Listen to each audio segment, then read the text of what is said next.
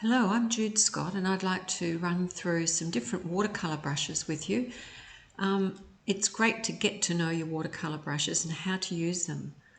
There's lots of different types of brushes and we'll be going through some of my favourites today. The first one here is a hake brush. It's a handmade one.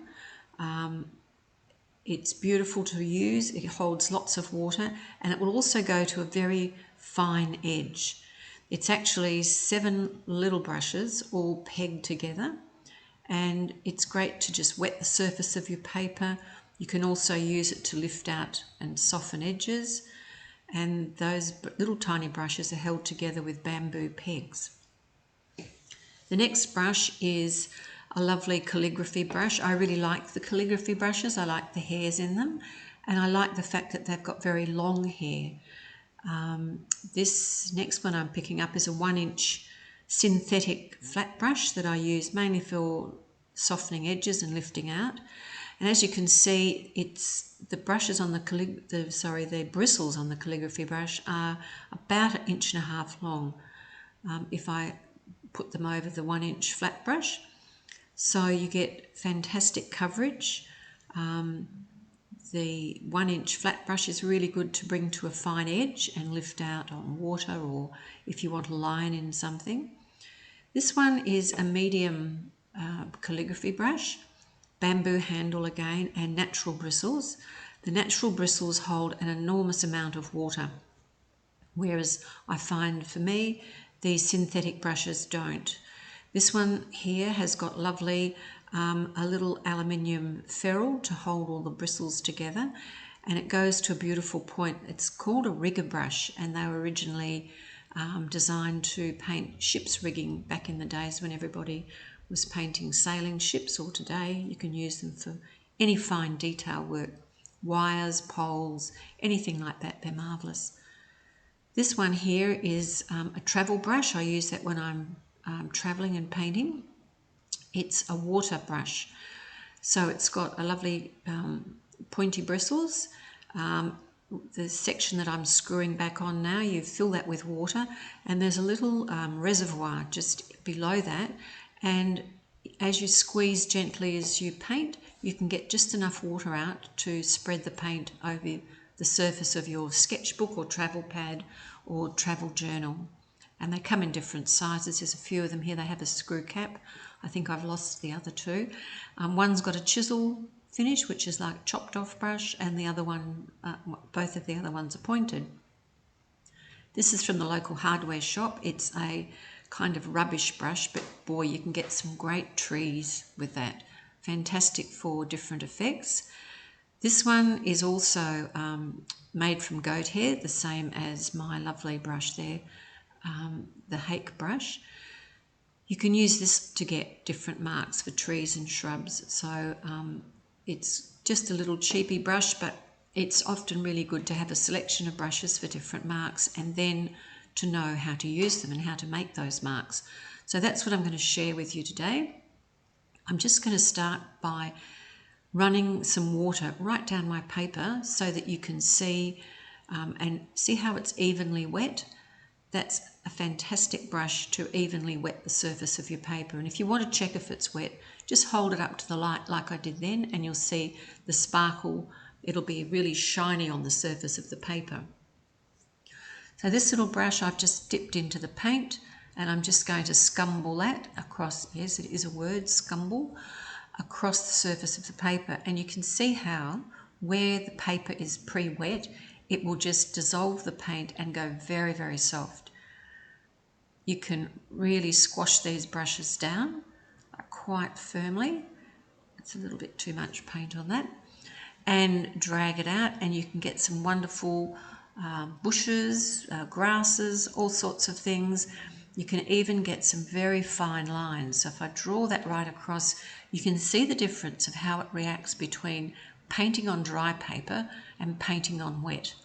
So if you experiment with the brushes that you've got, you'll be able to work out what marks you can get from what brushes. This little brush from the hardware shop, I have no idea what it was designed for. I don't think you could actually paint anything with it, but it's fantastic for doing different marks on paper. It's actually spitting paint everywhere as I'm painting. It doesn't hold very much paint, but if you want some abstract marks somewhere, or if you like doing abstract paintings, this could be a great brush for you. It's probably used originally for, I don't know, wiping glue onto something or those sorts of jobs, but you can see how in the wet paper those quite sharp edges just merge and go beautifully soft. Fantastic for fur, great for painting hair, you know, just different effects, or anywhere where you want soft clouds, soft edges. Put a bit more paint on that one.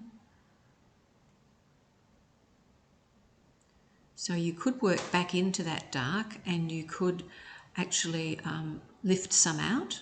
You could wipe some more paint in, and really you can have a great time. Really, you can abuse these brushes by pressing down on them really hard on your paper. I wouldn't do that with some of mine, but with those really cheapy ones, it's fine. This brush is great for lifting off the splatters of paint, or just tidying up the edges of a painting if you need. And the next one is my fine rigger brush. It took me about 20 years to find this brush, and I first came across it in Vietnam when I was up there for an exhibition, and it just gives you the most beautiful, crisp, sharp, straight lines, and you can also splatter with that if you want. Now I've just sprayed a little bit of water on the paper, and I'll show you how it makes marks if you drag it quickly through fine misty droplets of water on your paper. It will blur just slightly. I just give that another spritz with water, and you can see it's just starting to spread a little bit, whereas on the left hand side it's very crisp lines.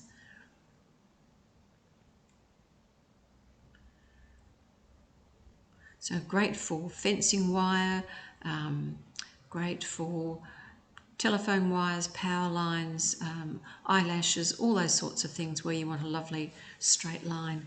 And I can see that the water there is starting to dry up where I ran it down the centre of the paper. It's merging a little bit, but not as much as it did in the previous two examples, but that's okay.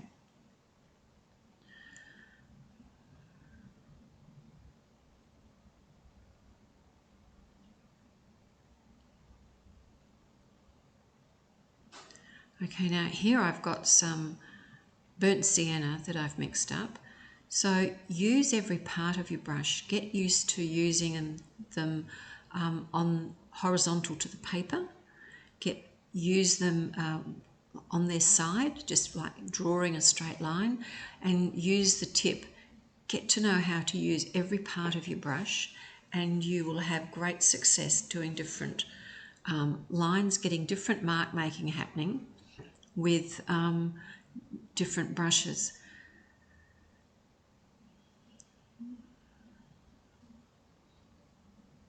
So that'll just merge on the paper. I'll just wipe some of the spritz off from both sides there, make sure it's really dry.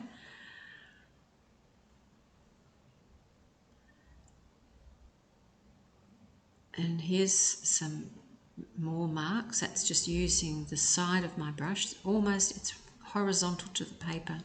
So the whole length of the brush is being brushed onto the paper. You can also get your bristles on your brush and spread them apart. So that will give you some like grass-like effects, maybe long fur if that's what you're wanting to paint.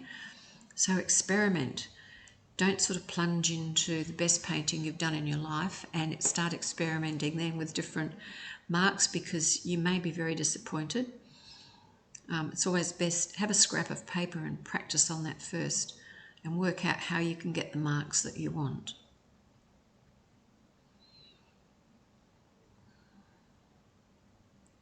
Now I'm using smooth paper here, smooth surface. It's BaoHong paper. So just going back here, so I've used the rigger brush, the medium brush, and that's my large calligraphy brush coming up next.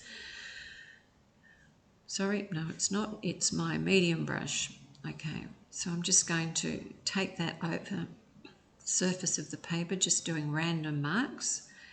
And this particular brush has got firmer bristles than either the rigger brush or my big calligraphy brush. And they're sort of stiff, but they'll also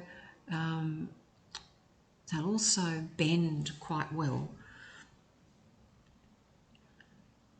I guess the bristles are slightly more resilient. So this time we'll just put a little bit of some darker lines, go over the top of that, just so that you can see how the lines stay very crisp on the dry sections and merge on the wetter sections. So they're just a little bit more firm than the other two brushes that I'm going to use. Also does beautiful lines, lovely straight lines. If you have trouble doing straight lines, put the tip of your brush down and look at where you're going to paint to. You'll find that your brush will follow and your hand will follow your eye, and it will almost go perfectly straight. Don't try and go straight. It's a bit like learning to drive a car. You'll probably run off the road if you look just in front of the car. So this one, I'm pressing down the top, probably 25% of the brush onto the paper for that first line. And this one, I'm going to press the whole brush down flat.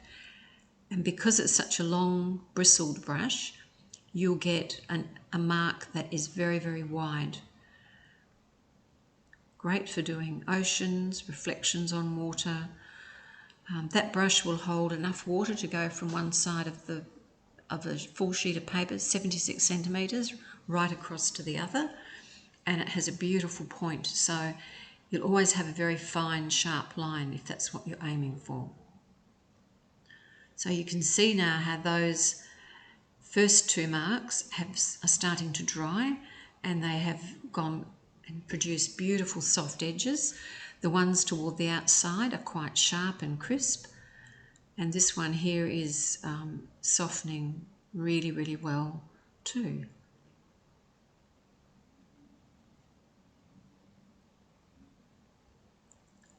So we'll do some more mark making. There's a couple of ways you can use resist. You can sharpen a candle. The old-fashioned candles are the best. If you use a modern candle, I don't know what they put in them, but it's not beeswax, I don't think. Might be paraffin wax or something, and you have quite different marks. So if you can get one of these like straight up unscented old-fashioned candles, you can get some stunning resist marks, but do not put them over pencils because it won't rub off. If you've got pencil marks, don't put it over your pencil mark. You can't erase it. This is a beautiful masking fluid, what would you call it? I suppose applicator. And to use that, you lay it almost horizontal on the paper and move it rather quickly. Don't squeeze it, otherwise you'll get big blobs happening. So it has a very fine needle point. And in the white applicator cap, there's another, like a little prickle wire that goes down into the tube. You've got to put that back like almost a second after you've finished using it, because it will dry out really quickly. And trust me, there is nothing else you can use that will go down that hollow and clean it out. Once it's dried and blocked, it's like that forever. So here is some I've prepared earlier, and I've left this to dry on the paper. Don't use your watercolour brushes if you're putting on a resist, because your brush will never be able to be used for anything else. It will just dry like rubber. And same for your clothing. If you spill it on your clothing, there is no return from that. It won't come off at all. I did have a lady in a class once who dropped a lovely new bottle of masking fluid on her lovely new pullover and it never came out. So this 1-inch flat brush is fantastic for getting edges,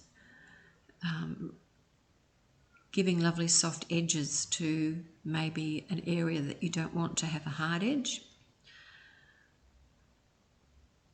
So I'm going to put a bit of green into that. And at the end, I'll show you what this looks like with the masking fluid taken off. You can just rub it off with your finger if you've got a small area. If you've got a large area, there are masking fluid erasers that you can buy, which are a little bit like crepe rubber that we used to have in shoes, on the soles of shoes, and you can rub it off with those. Masking fluid does have a shelf life and it can tend to settle. So if you see your bottle standing there on the studio desktop, just give it a shake every now and again and it'll keep it nice and fresh and stop it from all solidifying in the bottom. So you can get some great marks like that with masking fluid. Now, the kids always love to see this one. It's just like magic because you can't see the candle wax on the paper and you get quite different marks. Where the masking fluid has a very sharp edge, candle wax has a lovely soft edge, and the paint tends to form little tiny dots where the candle wax hasn't completely sealed the paper. And as I said before, I think I started to say I'm using BaoHong paper today, and it's the smooth. So you get wonderful merging on your paper with BaoHong paper and with any hot press paper. Usually hot press paper, you've got to be very vigilant that you don't get hard edges where you don't want them. But if you keep it wet enough, it will work beautifully for you.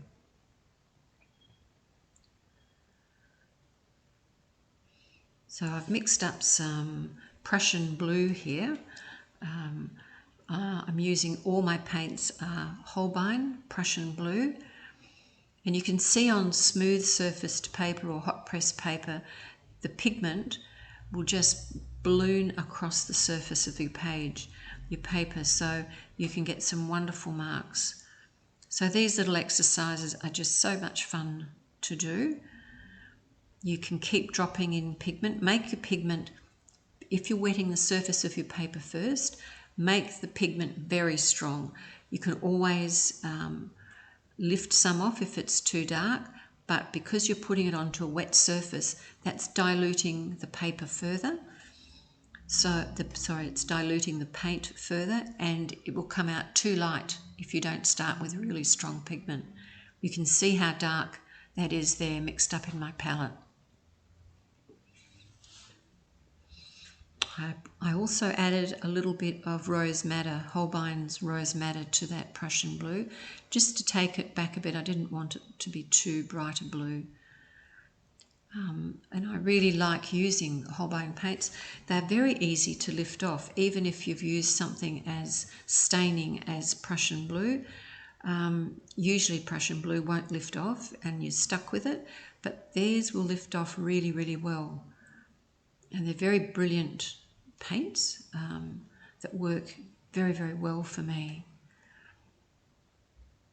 You can see with the rigger brush you get beautiful soft lines. Some of it's hard. There's a little bit of water up there, so that's going a bit wider.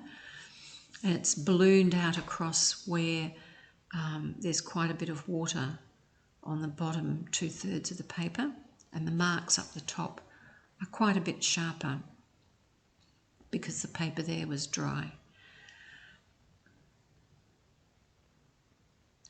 So here I'm just going to flick some just water into the base of that tree, and you can see how that will give you great marks. If you want to get marks like that, use a natural bristle brush with long bristles, because if you use a short bristled brush, the water or the paint just won't flick off the bristles and form interesting marks for you. Okay, now I'll just mask that off and we'll do another little exercise. This one I'm using here is a spray bottle. There's lots of different spray bottles. This one I'm using because it has large drops, and you have to have a bottle that will produce large drops of water.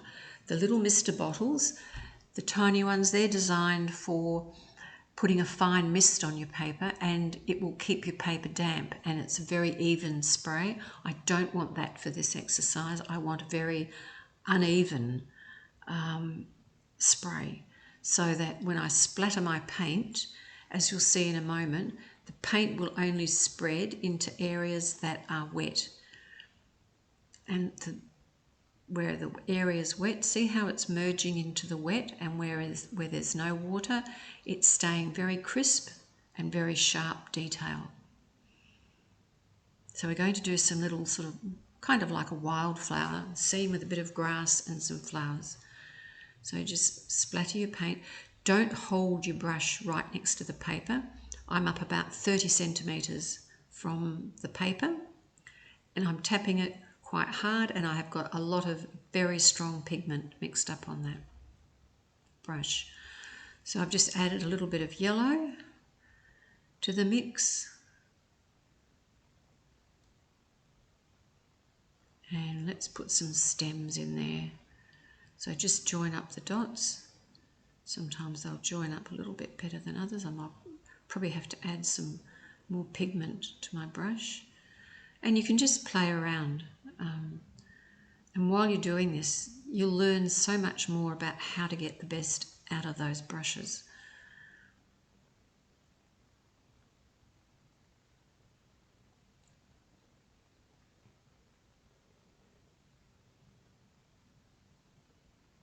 This is a great exercise to do if you want to do handmade cards for friends and family.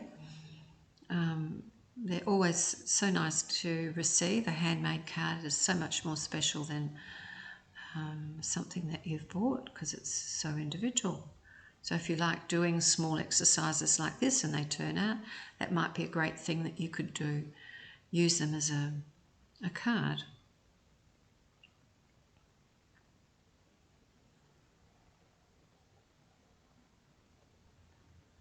So then you can just have a look and think, okay, what will I do next?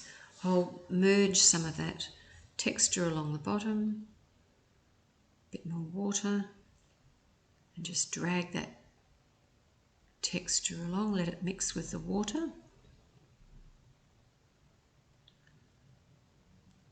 Drag some of it down there.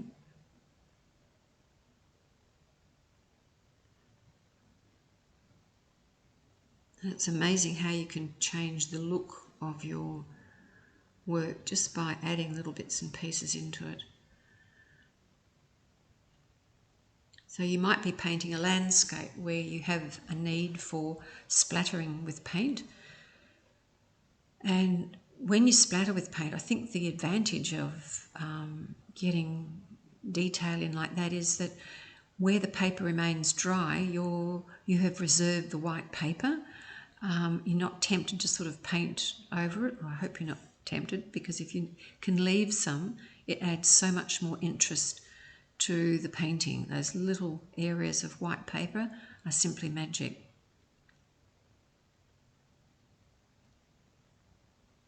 That's just some burnt sienna and some Prussian blue. Make some quite dark marks. That's still quite wet there, so it will lighten a whole lot. And I will show you these images right at the end of the video, so if you want to refer back to them, you'll be able to. I think this little tree up the top could do with a bit of tweaking, so I'll try and finish that without leaning on the small image down the bottom. So everything I am using to make this video, I'll be listing in the materials used underneath the video. I don't think you have access to that if you're using a mobile phone, but if you've got a laptop or a computer, you can certainly see what I've used in the video.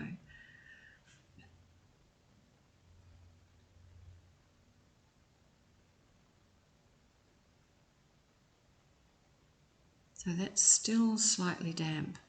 So what we can do there is splay out those bristles, and if I run water into that, because it's still damp, you know how they say don't paint into damp paper? Well, if you put water in there, you'll get little fine marks if you're using a fine brush. And I'll blot them dry in a moment and you'll see what happens to the paint. And because Holbein will lift off, you can get terrific marks with Holbein. It's other brands I'm not sure of. I think they're a little bit different. See now how that's given me some great little grassy bits of texture. Makes it just a bit more interesting. So I'll just take the tape off and all will be revealed.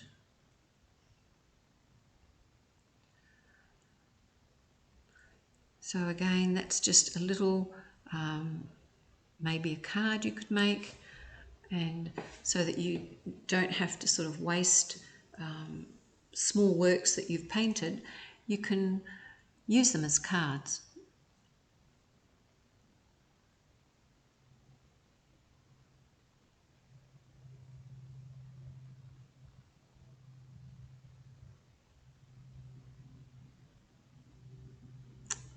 So, and I'll show you this one at the end of the video as well.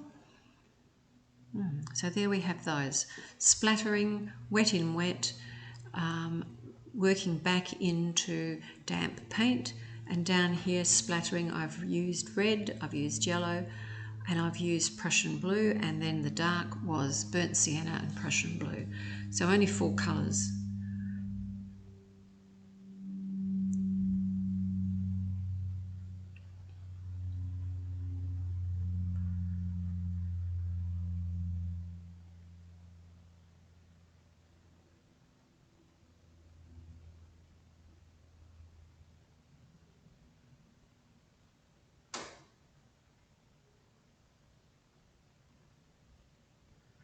So this little exercise here is just a simple flower.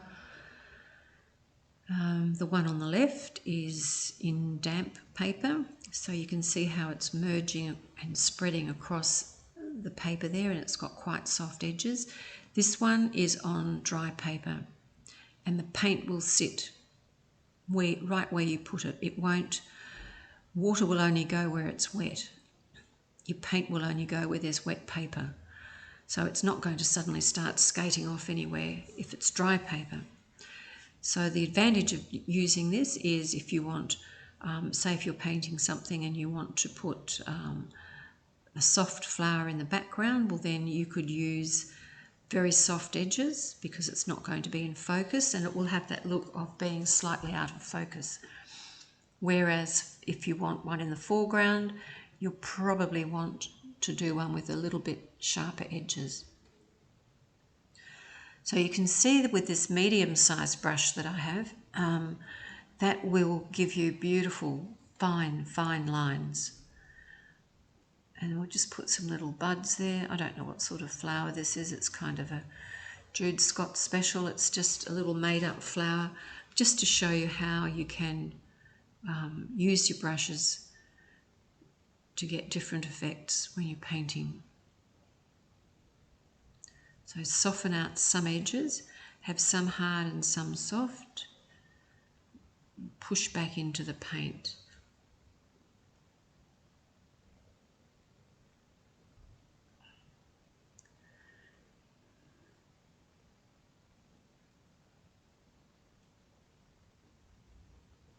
So using 2 different paints, I've used Prussian blue, and then I've used a mixture of Prussian blue and quinacridone gold.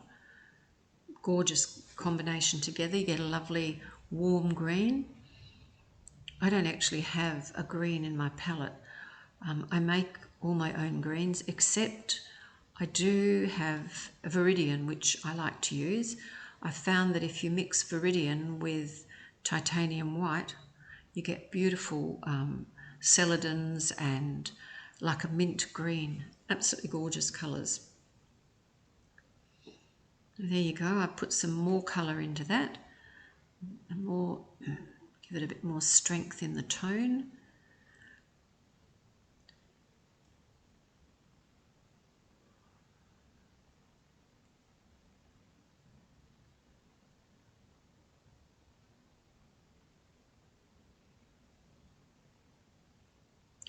Just do some little stamens up there. Join the stem to the flower. And that one's probably good to go. I think I'll do some more leaves. So using the whole of the brush, and then get the tip and get lovely, lovely fine twig or a little stem. Whole of the brush and then scoot across.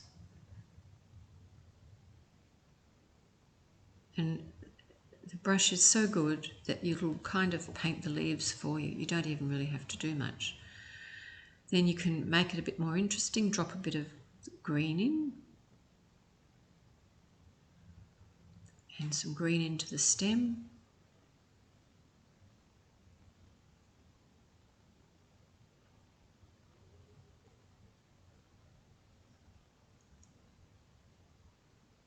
Again, another leaf.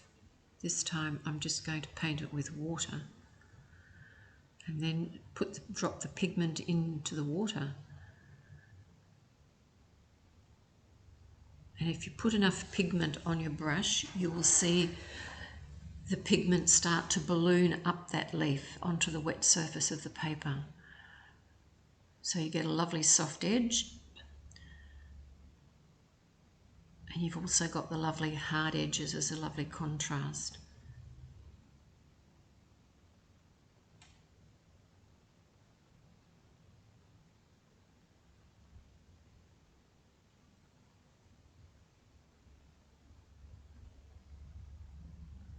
Just drop a little bit of water into those top left hand areas of those leaves and it will cauliflower back down the leaf and you'll get beautiful marks. Again, have a bit of a contrast. It's always a good idea to have some warm areas in everything, every object. Warm and cool, light and dark. You can't go wrong.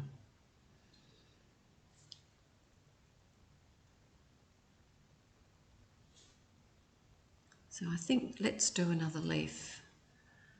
So nice big sweep.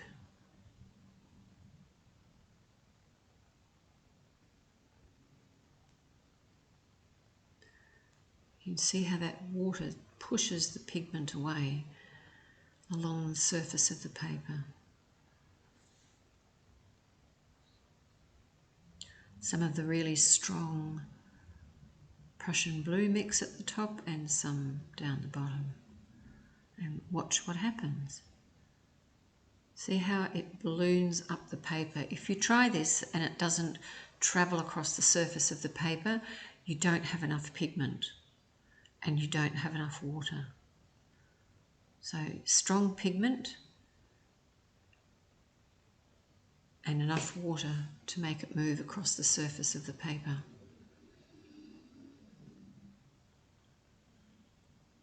Okay, I'll just come back now and soften some of those edges.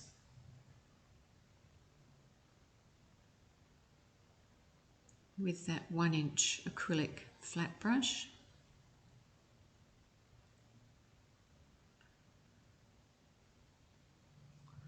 Maybe I could drop a little bit of yellow into that. Yep, mixed the yellow with the rose madder. I've used aureolin yellow. I just love my aureolin yellow. It's transparent and it makes rose madder go a beautiful warm red. So it's always good to have warm and cool, light and dark. And if there's too much water pooling, just touch that water has sort of pooled at the bottom and a bit of a bubble. Just touch the tip of your calligraphy brush, to that puddle of water, and it will take up the puddle without disturbing the pigment. Okay, so here is just recapping on the original sheet that we did, all the marks across the top. Take a screenshot of this if you want, and you can use it as a reference for your own work. So we've done scumbling with a couple of cheapy brushes, used the rigger brush in the third line, the medium brush where I've used the grass. This is the page with the flower and the leaves on. Just giving you an idea of different marks you can make, how you can produce some more interesting lines, variations with tone and colour for your work. And you can see the bottom leaf has just dried and it's beautifully granulated beautifully. This is just another little leaf area that I painted. Again, warm and cool, light and dark, with just some splatter on the bottom, just to give it a little bit of oomph. And lastly, here is the resist, where I've used the candle on the right and masking fluid on the left. You can see how fine those lines were. Thanks for watching.